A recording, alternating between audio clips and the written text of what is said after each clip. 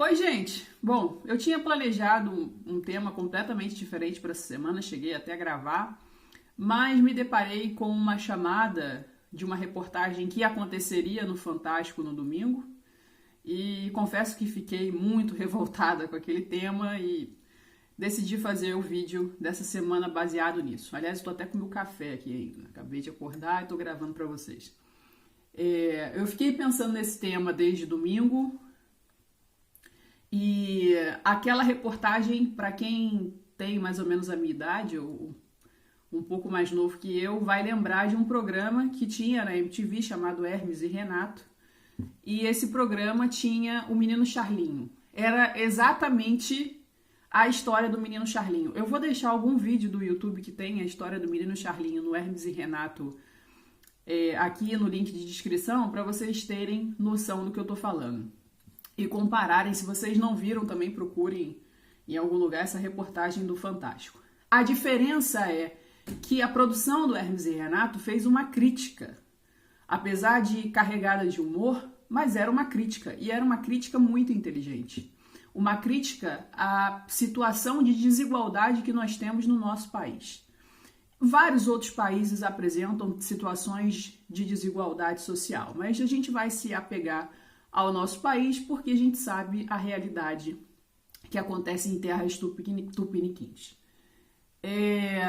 A reportagem tratava de um menino de 15 anos que ele tinha pouco acesso à internet. Na cidade dele, a internet, onde ele mora, a internet era bem ruim, o sinal de internet era ruim. Então, um dia ele subindo numa árvore, ele percebeu que no alto da árvore ele tinha mais acesso a internet. A conexão era melhor. Então, para estudar, para conseguir estudar, principalmente nessa época de pandemia, ele construiu uma espécie de banco de madeira, uma mesa de madeira em cima da árvore. Então, toda vez que ele precisa ter acesso à internet para estudar, ele precisa ir no topo da árvore. Em vez dessa reportagem fazer uma crítica, fazer um alerta à sociedade brasileira de como nós temos uma vala social entre as classes, em que pessoas ainda não têm acesso à internet. Aliás, esse menino, ele ainda tem acesso, ele tem um computador ou um celular.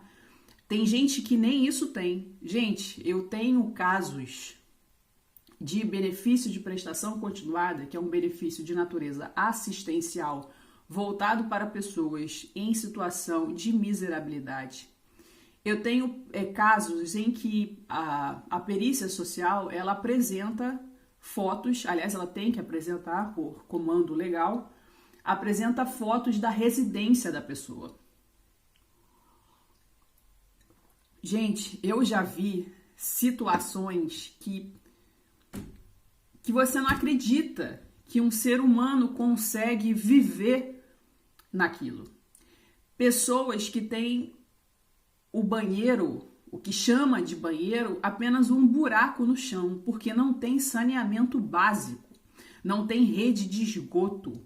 Pessoas que vivem em palafita e constroem uma mini palafita do lado de fora, chamada de banheiro. Essas pessoas não sabem o que é um celular, essas pessoas não sabem o que é um computador. Então não vamos romantizar situações como a de um menino que precisa subir no topo de uma árvore para poder ter acesso à internet e estudar.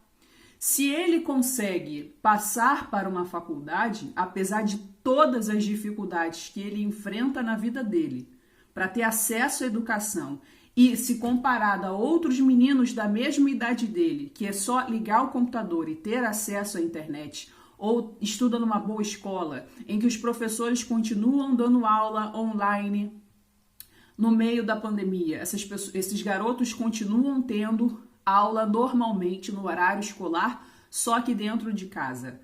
Se a gente for ver a situação dele, se ele conseguir sair disso e entrar numa faculdade, palmas para ele, sim, palmas para ele. A gente não pode desmerecer as dificuldades alheias. A gente não pode dizer que foi sorte. daquela pessoa. Mas a gente tem que colocar na cabeça que essas situações não podem mais acontecer. Essas situações, elas precisam de uma solução. Por isso que eu falei para vocês em vídeos anteriores que eu sou contra esse discurso da meritocracia. Ah, eu fiz porque eu mereci. Eu não estou esquecendo as dificuldades pelas quais eu passei. Não estou deixando de lado tudo aquilo que eu sofri na minha vida para poder entrar numa faculdade pública, para poder entrar num cargo público. Eu sei o que eu passei.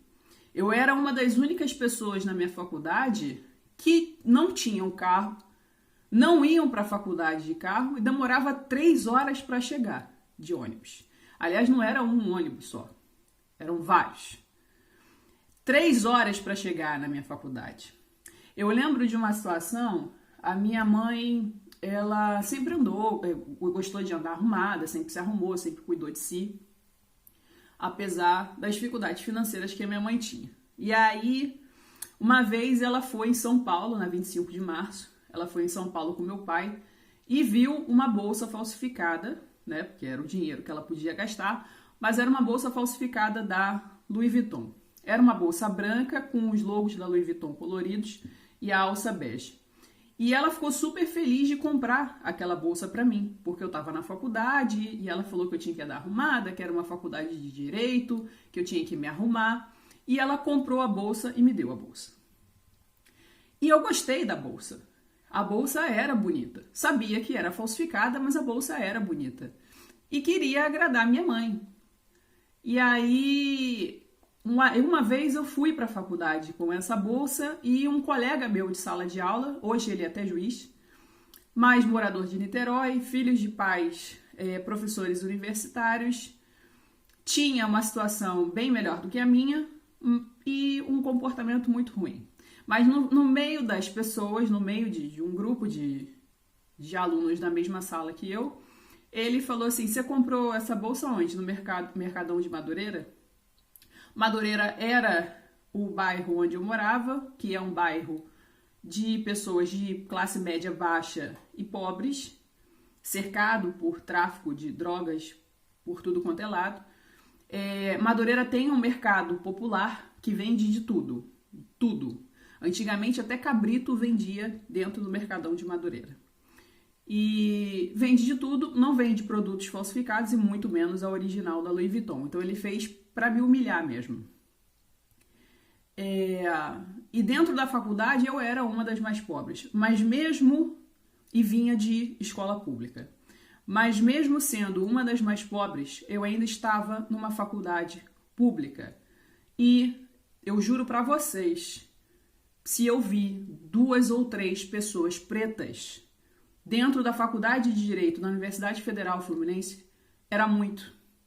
Então eu ainda sei também a minha posição de privilégio com relação a diversas outras pessoas. Posições de privilégio não fazem com que nós sejamos melhores ou piores. Situações de privilégio não faz com que outras pessoas não consigam chegar lá. Mas a dificuldade é muito grande e muitas pessoas não conseguem. Não porque não querem, mas porque não podem. Como situações que a gente se deparou na reportagem.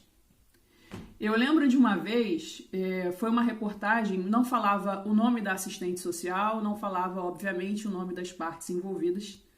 E foi uma situação, foi uma reportagem triste, mas uma reportagem muito séria.